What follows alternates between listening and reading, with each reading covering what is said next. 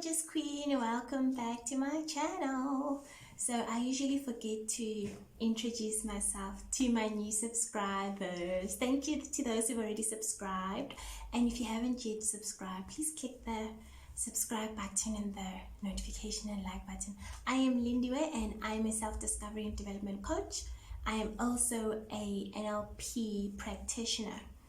So if you don't already yet know, I'm a lover of ease, okay? And I actually want us to talk about how that can be misinterpreted in society, right? So today's topic is about laziness, or rather society's version of laziness, or society's conception, or rather misconception of what laziness is, okay? So usually with our upbringing, and when I say upbringing, I'm talking about people who grew up in an era where if you don't cook and clean and work hard and wake up early in the morning and do everything that's anything, then you are lazy, right?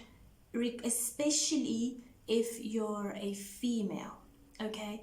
And this actually, if I think about it, it's why we end up having concepts like, in South Africa, we've got what we refer to as the lazy makoti, right? So a lot of South Africans would be familiar with the term because it would basically mean that it's that daughter-in-law who doesn't work hard, who finds easier ways of doing things. So instead of, for example, chopping and peeling and cooking, she hires a catering servicing company to provide the food, so that the whole point of the party, for example, that's being hosted is to mingle, have fun, eat, drink, be merry, and not be behind the stove all the time, right? So usually society defines laziness as somebody who sleeps all the time, who doesn't do anything, who we especially get defined as lazy in family gatherings, because that is where the monitoring happens to see whose child is the most, what's the English word, yokutala, gosh, whose child is the most hardworking. Yes, that's the word.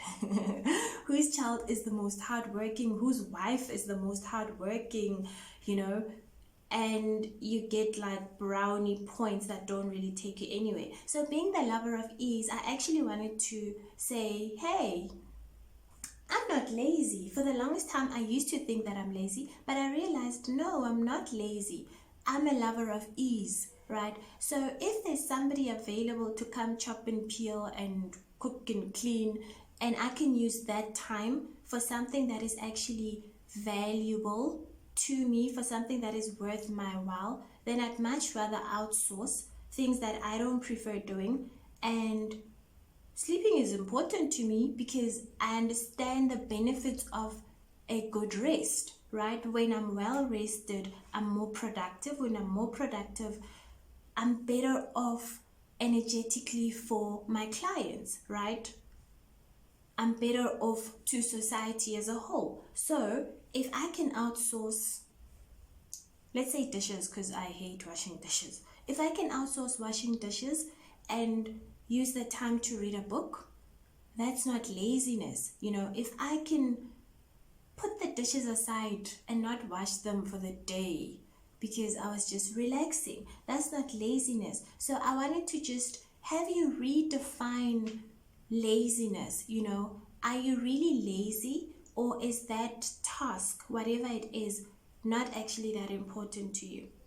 So this also happens a lot where parents are concerned, but I think I'll record a separate video for that to tackle, or to rather talk about that specifically with the parents. But for today, I just wanted to say, actually re-look at laziness, because a lot of the times we will end up defining ourselves as, I'm so lazy, I'm just generally a lazy person, or you'll get defined by society, your family, your friends, that you are lazy. Meanwhile, you find that you're actually not lazy, Perhaps you're a lover of ease and that gets misinterpreted as lazy, or perhaps you don't actually see the value of the tasks that are used to define how hardworking you are, and hence you don't partake in them, and then you end up being defined as lazy. So, are you really lazy, or is the work just not that important to you? Because that's also okay, you know, it is also okay.